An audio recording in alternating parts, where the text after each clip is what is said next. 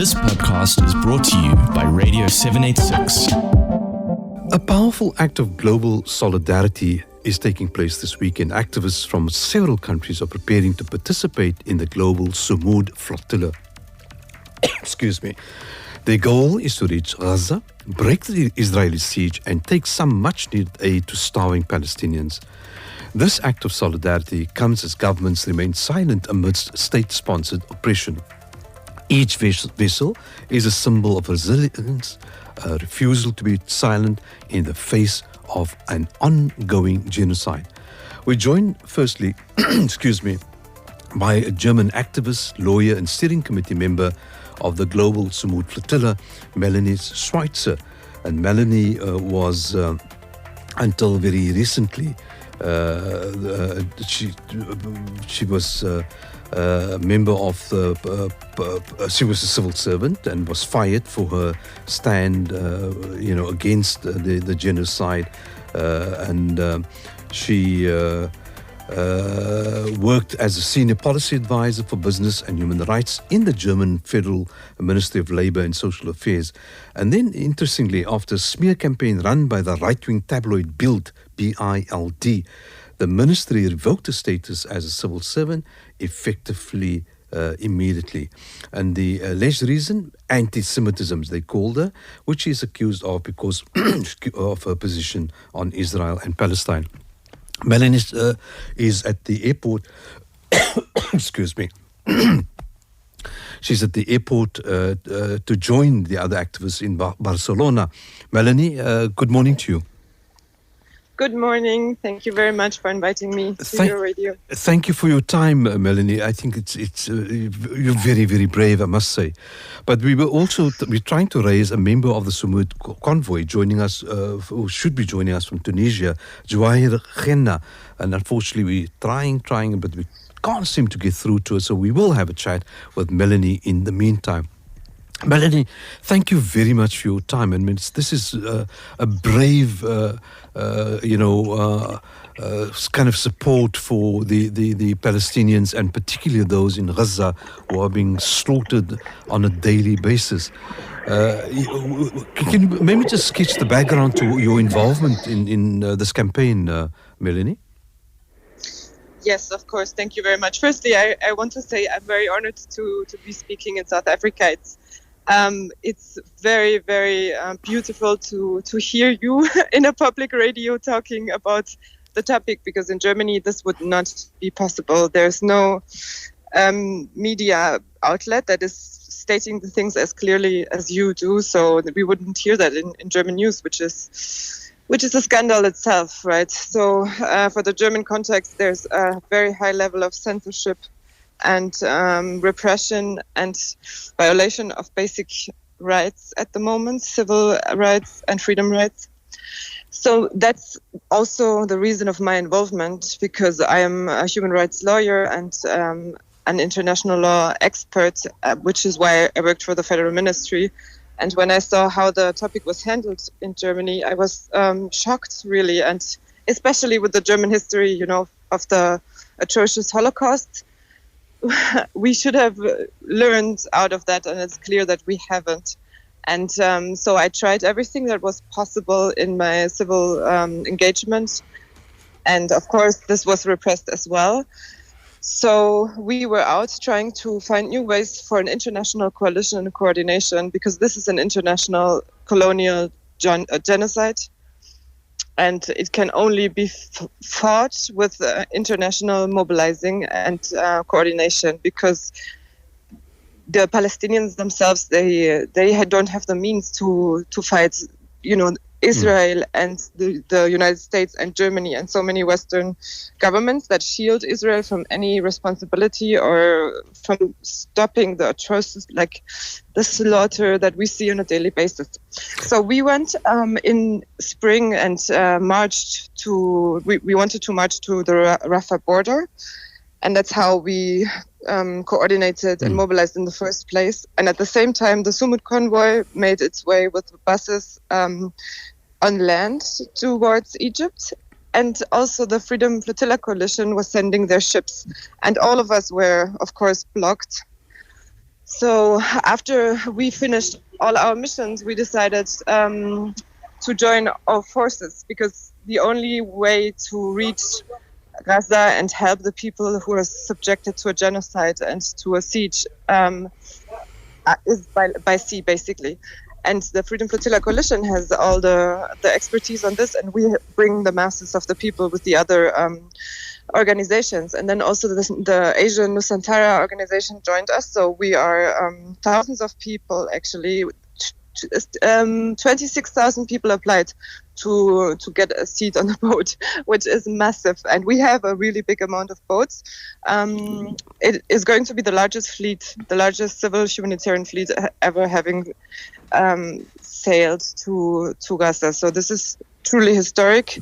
And, I think this, as Tiago says it many times from Brazil, who's a father of a 1.5-year-old and is also embarking, this is the test of our generation. This is a blatant injustice, and for all of us to see, it is live streamed. And if we have ever wondered what would we have done during the Holocaust, during segregation in the US, or apartheid in South Africa, or colonialization, slavery, this is the time where you know what you would have done. And if you sit back and do nothing, that's not enough, because we all can do something, and we must. Absolutely. Because the governments will not change their course by themselves without the pressure of the civil society. Melanie, at the outset, you made a very, very important point, and the fact that Germany itself had suffered a Holocaust and understand the consequences thereof, still are suffering. In fact, how is it that the German nation has been so manipulated to support what they now know and can see, for that matter, is another Holocaust unfolding as we believe? And in this case, in fact, it's live on TV. I mean, it's streamed within seconds. In terms of its visibility, in terms of its the impact that it's having, unlike during World War II, it's a kind of anathema. It grates against what is current human knowledge. That the fact that that this is what happened to the nation itself, and yet you're allowing this to happen to another. Okay, I think there's a long answer to that, and there's a very short one. And the short one is simply racism. This is racist. I mean, everything about it. There is we see it every day. We hear it every day from our politicians, from our media. And not all lives are equal. That's very clear. And,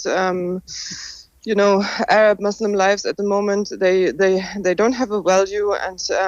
And then I think the long answer, of course, is more complex. It has to do with geopolitical interests, with economic interests, with power, with imperialism, with a colonial mindset. This is a colonial mindset, blatant and so obvious.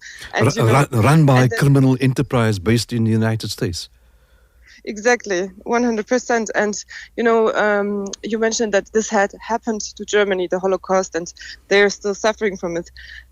Germany committed it, so they are the perpetrators, and the German society then is the same as now. They simply don't want to lose privileges, don't want to get involved. They're bystanders. They look the other way. They're very friendly, but they look the other way, and that's how these mass atrocities and crimes against humanity are possible. Always, it's always a few people that do evil and a whole lot of people that decide to ignore and to not step in. And in the time of a genocide, if you are silent or neutral, then you are actually part of the oppressive regime, because it is only possible through that. And I think what has become for me very obvious, and which is also actually really painful, is that the society is still utterly racist, and that the whole memory culture is performative, and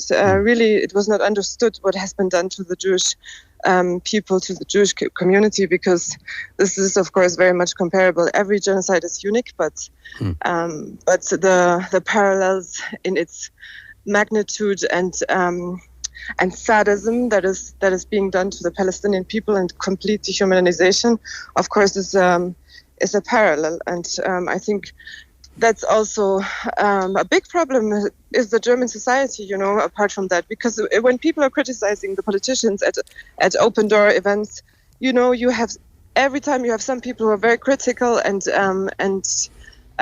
confront the Minister of Foreign Affairs, for example, and then he gives an answer back, and you have a huge crowd cheering to what the foreign minister is saying. So, the support of the society is absolutely there. And I think on a psychological level, it's also, there is shame and guilt and the inability to understand that, by supporting Israel without any constraints and conditions, that this is not going to relieve the Germans of their historical guilt. We're having a conversation with German activist, lawyer and steering committee member of the Global Sumud Flotilla, Melanie Schweizer, and she's talking to us from the airport and she's joined many other activists, obviously, in Barcelona. This flotilla, Melanie, is described as one of the largest humanitarian convoys towards Gaza, and hopefully you'll get there since the blockade began, in fact. What are the kind of logistical and emotional challenges that you and your team have faced in preparing for this mission? So yes, it's as you said, the largest mission. So there are logistical challenges all the way and everywhere, and it's also the largest mission created in the shortest time ever, because we basically had maybe 1 or 2 months to prepare for all of this. We bought an immense amount of ships, so we need to make sure that all the ships are ready to sail and secure, and so the coordination effort is really huge. And then of course we have made this public from the very beginning. This is our legal, not just duty but right, and this is all the way totally legal under international law and actually required, and so we have to prepare. But as we have seen from history, from that we have to prepare for an Israeli attack or intervention or interception, which of course would be absolutely illegal and an act of piracy.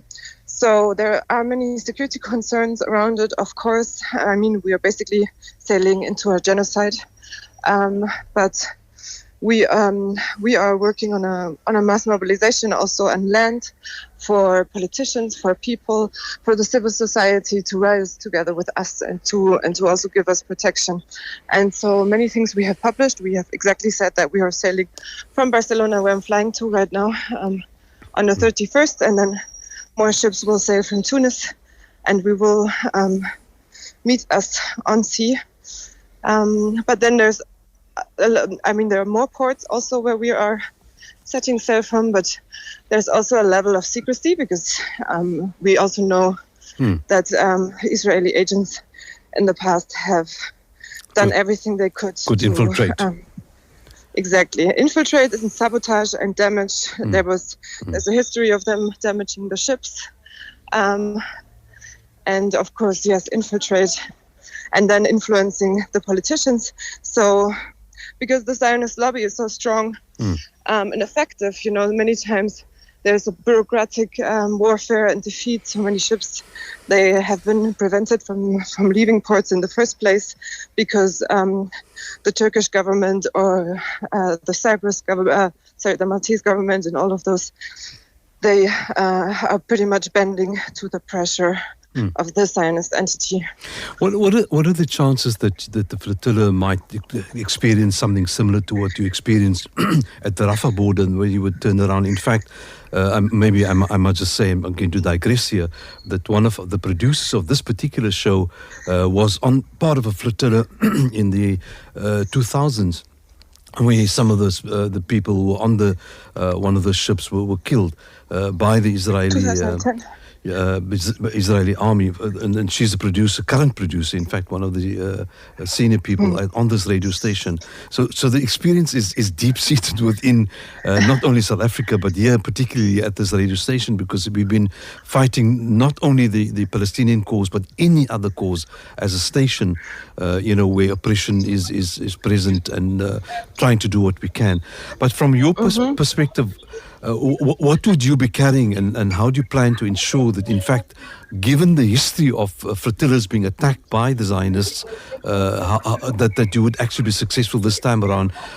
By the way, how many ships have you got in this flotilla? So this is also still a secret because we don't want to. We can say that it's dozens of ships, but we don't want to give because we know that it is being monitored everywhere, and we don't want to give the advantage of preparing for the illegal siege. Yes. So actually, also we are very honored to have 9 South African citizens with us on the boats, which is very beautiful. And we are coming from more than 44 countries all over the world. Each and every continent is represented. So, this time we are having many ships. So it's not going to be one ship where the IOF can concentrate on and do their illegal interception. It's going to be dozens of different sizes, different flag ships. So, and also, I think we have a similar situation to when we went on the march to Gaza when the Sumud convoy started. It was similarly dire, right now. Last week, the UN declared famine in Gaza, so the public support for Israel again is shrinking very much, and they cannot really afford to be attack us in a violent way, because it will only demonstrate what a pariah, atrocious genocidal state they are, and they are very, very concerned with their public appearance because this is the most important part of their ongoing genocide, so they can pretend that they do everything in self-defense and so on. So of course we are worried that they would start a propaganda war and claiming that we are a military invasion, which is ridiculous. Of course we're not. We are civilians, mothers and teachers and fathers who left everything behind because they cannot stand to see and keep watching what is happening. I think the chances that we are reaching Gaza are actually quite high because we have such a big amount of vessels and ships. Good. And then what is our goal is to establish an ongoing humanitarian maritime corridor. And just also to add, our governments have the duty to protect us, because when we are being attacked by a foreign state, then they must protect us. So actually, and they will all be notified that we are sailing in the Mediterranean, and they should send a protection force. They should send ships to observe this, because it is our humanitarian right under international law. No humanitarian convoy to besieged and starved population is allowed to be sabotaged or attacked, of course. And also, as we know, from the ICJ advisory opinion, the blockade on the Gaza Strip and the occupation is illegal. And so Israel has zero jurisdiction over the sea waters in front of Gaza, so they cannot claim anywhere that it is their right to interfere. And of course, this is not Israeli water, this is Palestinian water, and that's also something for the public, that needs to be known. There are plenty of international legal frameworks that are making our mission 100% legal, and an Israeli interference 100% illegal and a war crime. This flotilla, Melanie, is backed by 4 major grassroots movements, which is actually unprecedented. That there's this coalition has come together and has planned this very strategic attempt to get into Gaza and support those who are being massacred at this point in time. What does it say about global solidarity, in your opinion, with Palestine? It says that the whole world is with Palestinians. I think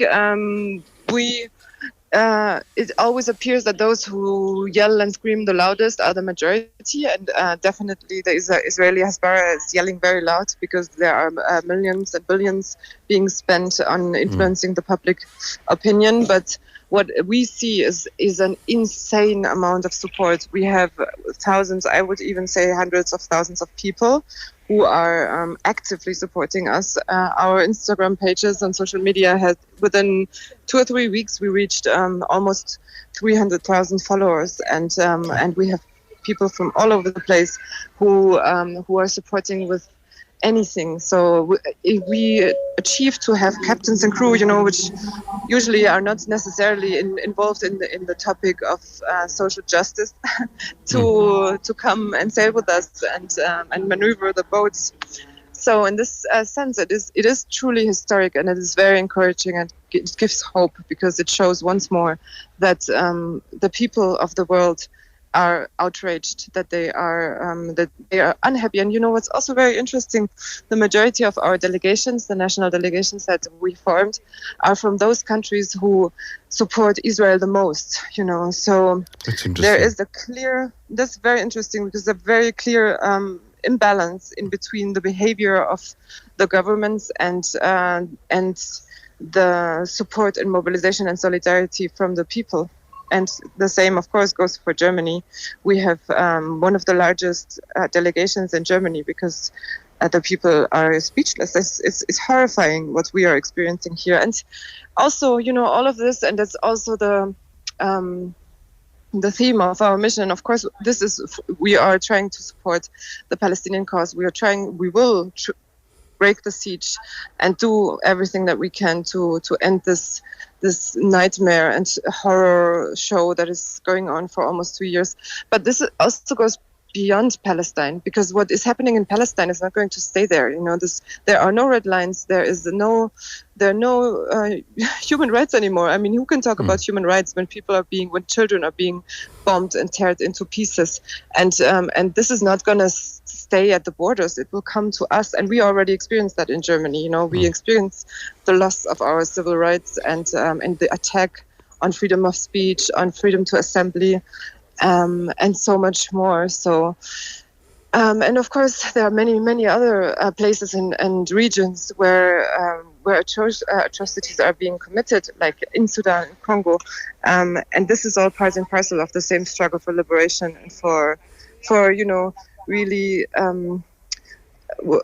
walking the talk, right? Because, and especially the younger generation, they are fed up, and for them, it's Jen said, and that's also a lot of participants that we have. They are like, no, we believe in universal human rights, and this is international law, and you expect us, the state expects us to respect the rule of law and the laws that we have. So we expect them to respect their laws, and they have an international law framework.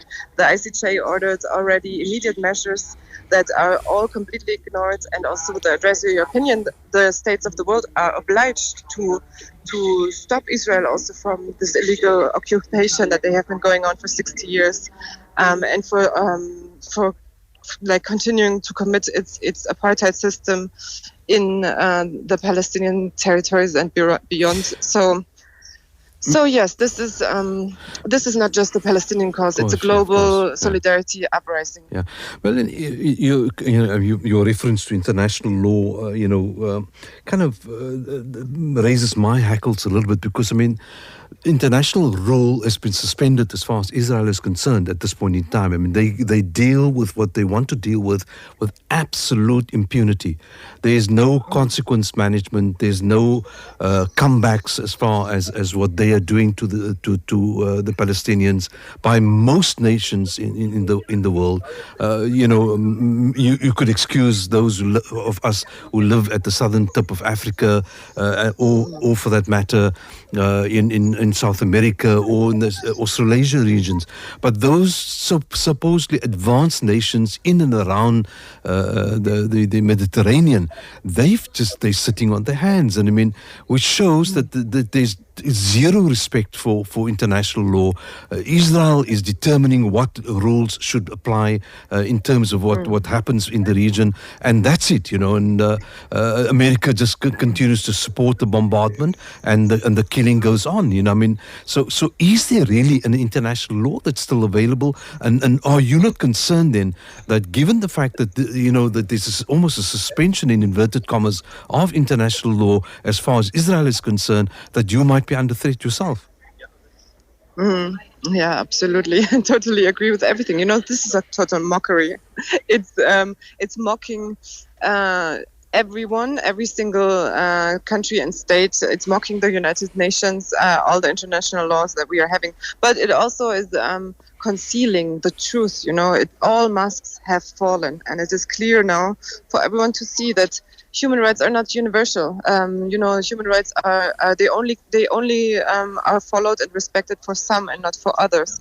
And it's showing the real, I have to say, racist status quo that we are still living in everywhere, and that has been, pretended to not be there, but it's so clear for everyone now to see. And I have to say, though, of course, this is a very, very on the one side, dire and sad moment for international law, because it is completely disrespected and make it ridiculed. But on the other side, this is also a moment of truth and a moment of hope, and what we also see in our solidarity movement, it is the global South that is leading the morality, and that is showing the rest of the world what are our rules and what we are following. So, for example, for us also, in Germany, we were so grateful and relieved that South Africa made this complaints against Israel in front of the international courts. This is unprecedented. And Nicaragua, made the complaint against Germany for aiding and abetting to genocide. So, this is also empowerment, because the countries of the global South, they also, sorry to call it like that, but I think that's what we commonly say. They are also fed up, just like the Gen Z, right? Because and what is also so telling, when I was studying international law, I learned in my theoretical classes that the ICC, the tribunals, they're often referred to as being racist and being made only for African leaders, so to say, because they never charge anyone from the global North, right? And this was an argument, but now we can see, because the US literally they Absolutely. said that the congressmen they were and the director's been accused of a second rape charge against him, and it could probably go up to 5. Exactly. It's so ridiculous, because it is so obvious what they are doing and trying to do, and it's not even, they don't even try to hide, just as Israel is not trying to hide any of their crimes. Shameless. Exactly, it's so shameless. But this is the fall of an empire, because they are losing the legitimacy of their doing, because by saying all these horrible things, by receiving Netanyahu, the wanted war criminal, into Congress and doing standing ovations, and this is also not new. Hitler, he had the same amount of appreciation at the beginning. Yeah, exactly. He was proposed to be he was nominated for the Nobel Peace Prize. So, and this is just exactly the same behavior that we see now, and we also see Trump, that where the power goes. Yeah, exactly. Well, and in the end. Yeah. Now, I was going to ask you or suggest that there's a good chance that what you and those with you, the thousands who are with you, hopefully, with hundreds of ships and boats going along with you, it could be, and knowing who controls the global media, that this is just another political stunt, and it will be pooed away. Yeah. Of course, they will do that. And we are expecting that, like they always do. But also the people of the world, they are fed up with that as well, right? So, and in Germany, the media has very low approval rates. People feel like they're being lied to and being fed propaganda and all of that. So, And thankfully to the new times, we do have the social media and internet where we can show our own side, and where we can inform everyone who wants to be informed. We can inform them, and we don't expect, especially in the German context, where I can speak of the most, maybe, that all of a sudden we will be treated like normal human beings, and not like terrorist sympathizers, like they always want to portray this, because the media is working basically in the interest of the politicians, because it's also, everything is part and parcel of economic system that is there to exploit, and that is only there to make the rich rich. Well, you lost your job as a result of a newspaper report in the Bild, not so? Exactly, which is a perfect example of how that actually works and is intertwined. And I mean, this particular newspaper is one of the biggest newspapers in Germany and in Europe, actually, and they are one of the most responsible propaganda tool, and even there was an article in the New York Times about them, that they prevented the hostage deal by publishing fake news from Netanyahu directly, and Israeli media even caught up on that. So this newspaper is really, it's not only reporting propaganda and bias, it is actively helping to maintain the situation. And I mean, at the end, and that's also a good example for what we have talked earlier, we are fighting a system and not one case. It's a system, a global system of oppression, of exploitation, and of profits over lives, right? Yeah, absolutely. We're having a conversation with German activist, lawyer, and steering committee member of the Global Sumud Flotilla, Melanie Schweizer, and she's talking to us from the airport in Barcelona. I won't keep you too long, and I must thank you for having the stamina to stay with us for so long. The flotilla itself sends a message, obviously, to the international community, especially those who feel powerless in the face of such atrocities. What beyond you're reaching Gaza, and we all pray, that you would get in there and do what you want, to achieve at the end of the day. How do you see beyond the flotilla itself, issues unpacking itself? Sorry, I think can you repeat? I didn't quite understand that question. Beyond the flotilla, I mean, you probably, hopefully once you get there, you'll deliver, what you want to deliver. Beyond the flotilla, are there programs that this particular group of people have planned? Yes, sorry, no, I understood.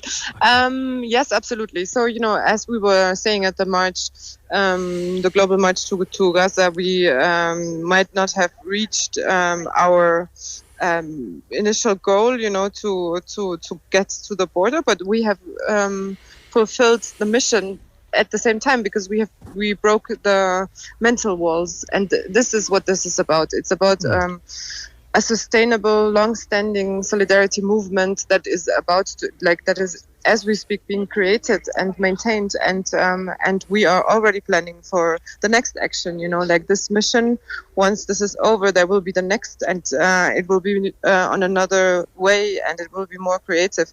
We will not stop, and we will not rest until this crime against humanity and this injustice is over, and we will always find new ways. And with what we are building at the moment, with this whole organizational structure, we are building IT tools.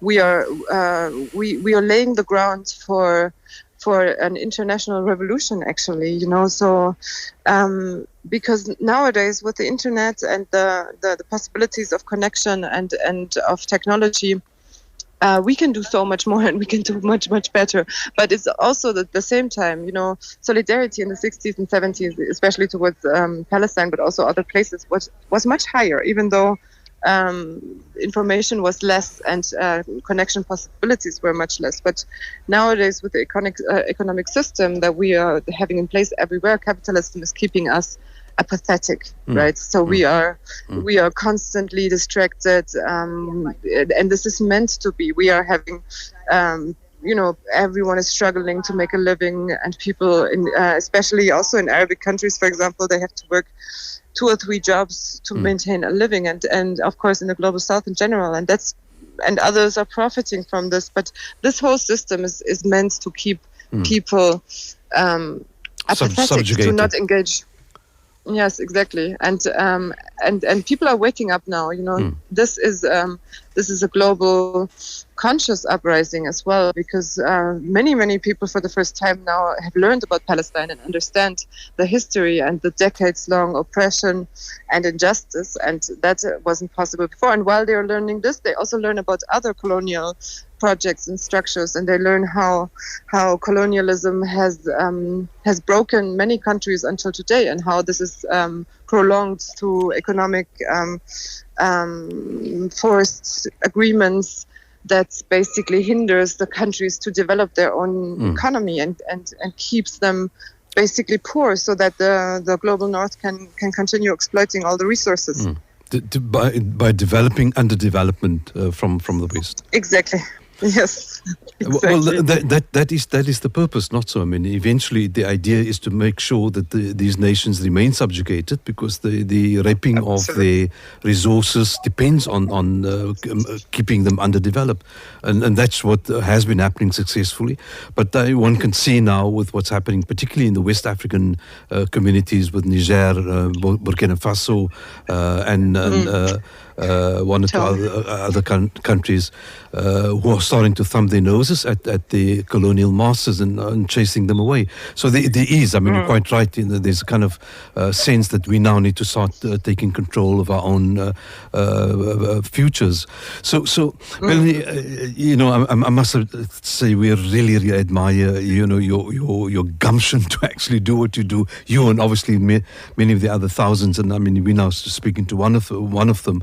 What can listeners do to support a mission of this nature? Is there a website? Is there a social media platform that records what you are doing? Yes, absolutely. Thank you very much for bringing that up, and also thank you very much for giving me and us with the movement the platform of speaking to you and having more ears to be aware and to follow us. So I think the easiest way nowadays, of course, is to engage online with the website that is www.globalsumudflotilla.org.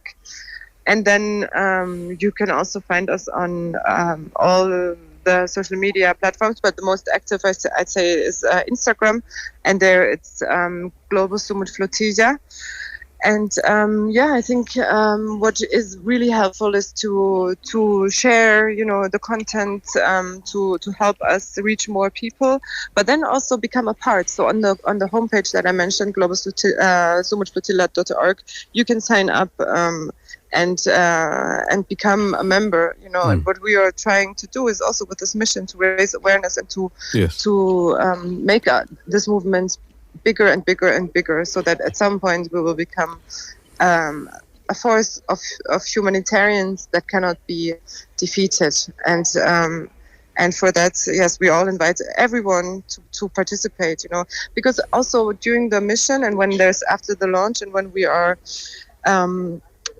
sailing towards Gaza, we will need all the support that we can get from everyone on land, because actually the only ones who can intervene and help when Israel is committing yet another war crime and atrocity are the other governments, and they have been running away from their responsibility and duty all along, right?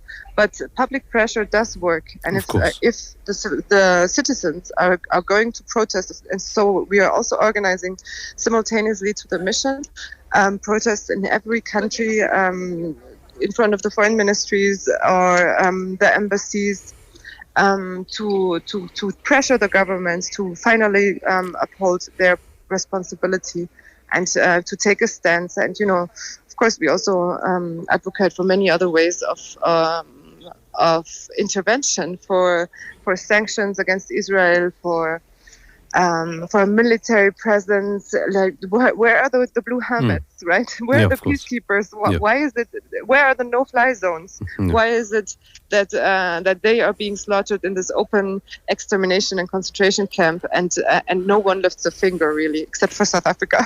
So thank you for your having come out of the kind of racist situation that we found ourselves clearly, and you made this point very forcefully right at the outset, that this is actually a very, very racist kind of approach to dealing with this issue, because they're not white, they're not Aryan, and therefore they deserve what's coming to them. 100%. I mean, I want to, just imagine there would be 17,000 white children being slaughtered. Like there would already be a nuclear war. This is insane. It's unbelievable. It's beyond comprehension. That there is zero empathy, and that these world leaders from the Western countries and the global North, that they literally don't give a dime about this, right? They can come back to their self-righteous stance and laugh it off and talk about 7th of October, while the Palestinians have experienced tenfold 7th of Octobers in the last decades. Exactly. And no one cares about that either. Yeah. Melanie, I could engage you, or we could engage you indefinitely, and I'm sure that you have other things to do.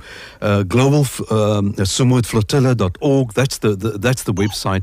Please expect that thousands of our listeners will log on and become members to try and support your work.